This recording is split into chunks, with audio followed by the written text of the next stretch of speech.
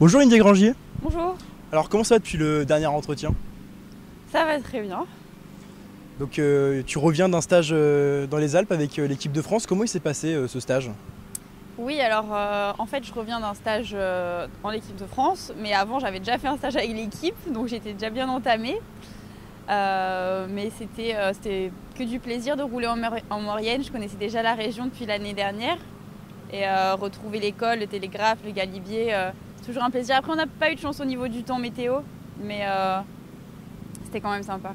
Donc justement après ce stage sur l'Alpe Grésivaudan classique, Maëva signe la meilleure place de l'équipe en terminant 8ème. Et vous franchissez la ligne à la 24e place. Comment est-ce qu'on peut l'expliquer alors que vous avez fait justement deux stages en montagne? Les conditions n'étaient pas présentes? Après, avec Maëva, on n'a pas fait les mêmes choses. Et je veux dire, moi, j'étais pas forcément très bien après ces deux stages. Faudra demander à Maëva, elle, comment elle s'est sentie. Je peux pas vous répondre à sa place. Et donc fin du mois, là au mois de juin, il y a une échéance importante qui arrive, c'est les championnats de France à Cholet. On rappelle, vous remettez votre titre en jeu que début août, championne Oui. de France Espoir. Mais est-ce que ces championnats de France vont-ils être un bon moyen, un bon baromètre pour prendre un petit peu la température sur les leaders françaises? Leader française en espoir? Oui. Non, en élite justement pour le tour, en vue du Tour de France. Ah oui, forcément, les championnats de France élite sont un gros rendez-vous en France pour les cyclistes féminines, oui. Donc on va voir celles qui sont en forme, hein. Mais après, tout peut changer en vélo en un mois. Donc celles qui seront en forme sur le France ne sont pas forcément en forme sur le Tour de France, hein. Quelque chose qui va arriver très vite aussi, c'est du coup fin juillet le Tour de France féminin. Fin avril, vous étiez un petit peu dans l'incertitude vis-à-vis de votre participation. Là, c'est officiel, vous êtes sélectionné. Quel est le sentiment de se dire ça y est, je vais enfin pouvoir concourir du coup sur le Tour?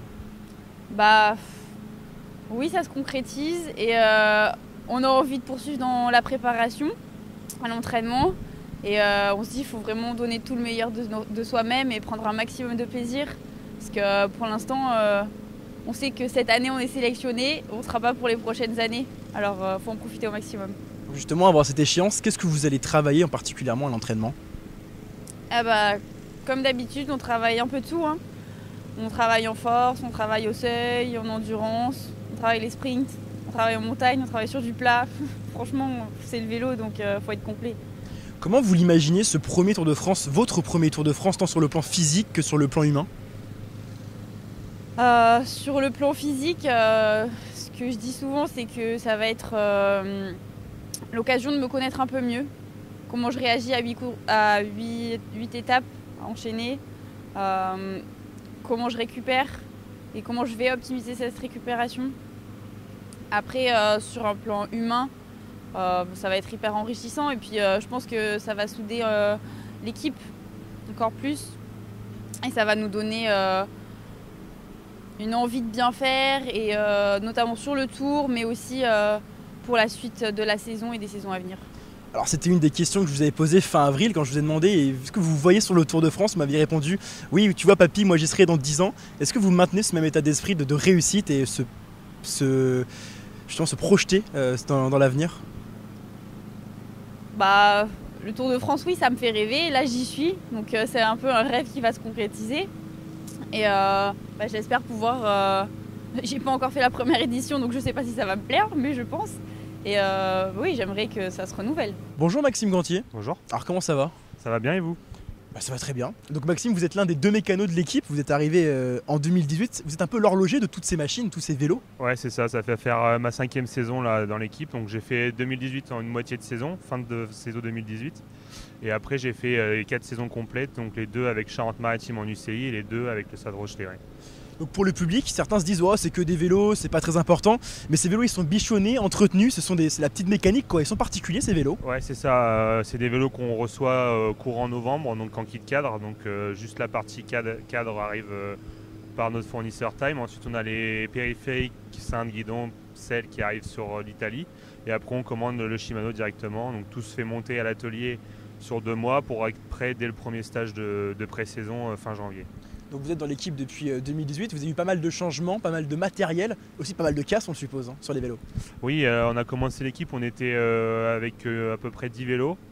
Et là actuellement on en a quasiment 45, donc on a une grosse évolution. Les filles maintenant ont un vélo maison, elles ont un vélo de chrono, un vélo de course et pour certaines 3 vélos. donc un supplémentaire sur la galerie. Et oui, c'est une grosse évolution. La casse, ça arrive souvent en course, même à l'entraînement, mais ça fait partie du jeu. Donc cette année, les filles évoluent sur des times en Ultegra. C'est un vélo et avec un montage capable de rivaliser avec les plus grandes équipes pour le Tour. Ouais, c'est des vélos qui ont une particularité, c'est que c'est une méthode de conception unique. C'est la seule marque de vélo qui tisse leur carbone. Toutes les autres marques de vélos sont en cadre monobloc qui sont moulés. Et les times, eux, sont tressés avec des bobines. Donc c'est une fabrication particulière, mais ça fait son effet et ça fonctionne très bien sur les courses pro. Ouais. Donc vous êtes le mécanicien principal et vous êtes aussi avec un autre mécanicien. Est-ce que c'est pas trop compliqué de s'occuper de 40 vélos justement? Non, c'est une gestion à prendre en coup de main. C'est un roulement. Toujours que les vélos soient le plus propre possible et révisés dès qu'ils rentrent de course. Donc c'est un gros boulot avant et après. En course, c'est plutôt plus de l'entretien courant, mais le boulot se fait le plus au service course. Après, on s'organise en fonction des courses qu'on fait et du temps qu'on a avant de repartir. Donc le 24 juillet, vous serez dans la voiture suiveuse sur la plus grande avenue du monde, sur la plus belle course du monde. Quelle sensation ça se fait de se dire qu'on va exercer sur cette course déclinée au féminin? C'est déjà une belle épreuve pour les filles. Ça fait longtemps que le cyclisme féminin attendait ce Tour de France, donc c'est une bonne chose. Après, pour ma part, je la prends comme une course comme une autre. C'est vraiment quelque chose de particulier, le Tour de France. On a toujours eu l'occasion de le faire sur la course by le Tour, donc on connaît un petit peu l'ambiance du Tour, mais là, ça va être une semaine complète. On part des champs, donc ça va être quelque chose de vraiment unique, donc c'est plutôt cool. Ouais. Une semaine avec des chemins blancs, des sprints, des ascensions, il va en falloir du matériel. Qu'est-ce qui est prévu par le stade, là, techniquement parlant? Quel dispositif vous allez mettre en place? Pour le Tour, on va partir avec 3 vélos pour chaque fille, avec un cadre de rechange pendant chaque taille prévue, des filles sélectionnées sur le Tour. Au niveau des roues, on va être sur une quarantaine de roues, voire une cinquantaine, l'identique pour les pneumatiques. Et on aura des pneumatiques un petit peu plus larges pour l'étape numéro 4 où il y a les chemins blancs, où là on passera sur des sections supérieures avec une basse pression pour pouvoir être au confort le plus possible sur les chemins blancs. Qu'est-ce qui est le plus malmené chez un vélo, là, les filles? Qu'est-ce que vous réparez le plus? C'est vraiment les courses, tout ce qui est classique belge, Paris-Roubaix, avec l'humidité. C'est vraiment ces courses-là où ils prennent vraiment le plus de dégâts ou même de problèmes, parce qu'au niveau de l'humidité sur les chaînes, les roues, les roulements, tout ça, ça prend beaucoup d'usure. Mais sinon, au courant de l'année, on a tout ce qu'il faut en pièces de rechange au camion, donc dès que c'est usé, ça s'est changé tout de suite. Bonjour Maëva Skiban. Bonjour. Alors comment ça va? Ça va. Donc tout d'abord, vous revenez d'un bloc de préparation dans les Alpes en montagne et puis vous allez chercher une très belle 8e place sur l'Alpe Grésivaudan Classique. À partir de ce moment-là, on peut dire que ça débute plutôt bien, que la préparation du début d'année s'est bien passée? Oui, tout à fait. On a bien enchaîné pendant 10 jours en montagne qui s'est conclu par une course et les sensations étaient plutôt bonnes, donc c'était une belle course, c'était bien. Donc avant le Tour de France Femmes, l'échéance pour laquelle donc vous êtes sélectionné, il y a une autre échéance qui va arriver très rapidement du courant du mois de juin. Ce sont les championnats de France à Cholet, fin du mois. L'année dernière, dans la catégorie espoir, donc India Grangier remporte du coup le maillot bleu-blanc-rouge. Elle remettra son titre qu'en août et vous terminez 2e, c'est quand même de bon augure. Est-ce que les championnats de France sont un bon baromètre justement pour prendre la température sur des hauts de Récord d'Ourago, des hauts de Bianic?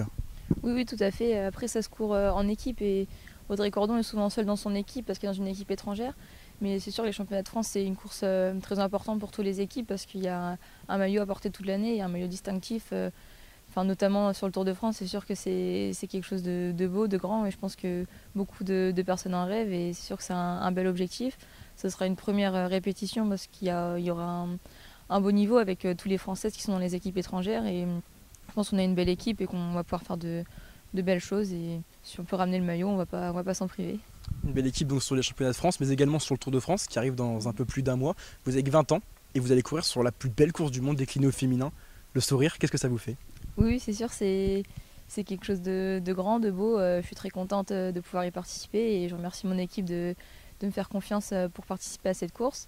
Et c'est sûr, première édition à 20 ans, je pense que il y a beaucoup de personnes qui en rêvent et je suis très contente et j'ai hâte d'y être et de donner mon maximum.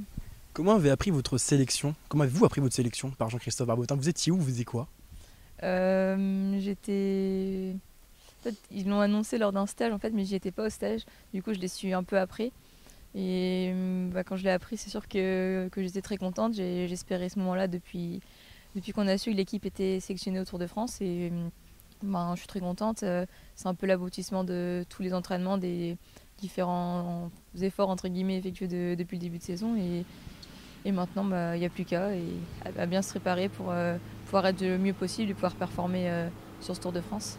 On va revenir un petit peu sur vous. Comment vous faites pour jongler entre vos études de STAPS et justement ces courses, cet entraînement, cette vie de sportif professionnel? Les cours, en fait, j'y vais quand je suis dispo, on va dire. Il y a juste les partiels où je suis toujours présente parce que c'est indispensable. Après, quand il y a des courses, je double les cours, j'essaie de rattraper dès que je peux. Et c'est sûr que c'est pas évident tous les jours. Après, pour l'instant, ça passe. Et c'est sûr que faut avoir une bonne organisation. Après, je pense que c'est faisable. L'équipe laisse quand même assez de liberté. On peut rentrer assez vite après les courses. On n'a pas trop d'obligations non plus. Donc, je pense qu'en étant dans cette équipe notamment, on peut vraiment bien faire faire les deux choses en même temps. Et on n'est pas bloqué que sur les études ou que sur le vélo. Donc pour l'instant, ça va. Dans votre tête, après avoir vu les images grandioses présentées par Marianne Rousse le 24 octobre à Paris, vous l'imaginez comment ce Tour de France, votre premier Tour de France? Je pense que ça va vraiment être quelque chose de grand, de très grand. Après, pour l'instant, je pense que j'ai un peu du mal encore à vraiment me projeter, mais à partir du moment où on va faire la reconnaissance, je pense que là, on sera vraiment dedans. Et je pense que ça va peut-être pas être aussi énorme que chez les hommes, mais peut-être quand même, parce que ce sera la première édition. Il y a beaucoup de monde qui l'attend, beaucoup de monde qui en parle. Et je pense que ça va être un truc énorme. Et niveau ambiance, niveau organisation, je pense qu'on s'attend à quelque chose de grand. Et je pense que ça va être encore plus grand que ce dont on pense. Si vous aviez un mot à dire à toutes les petites filles qui se lancent dans le vélo et qui vont regarder le Tour de France, vous leur diriez quoi? Je leur dirais qu'il faut jamais rien lâcher, même si c'est sûr qu'on passe forcément par des moments un peu difficiles certaines fois, qu'on progresse petit à petit, tant qu'il y a du plaisir et de l'envie sur le vélo, de continuer et puis de ne pas se donner de limites.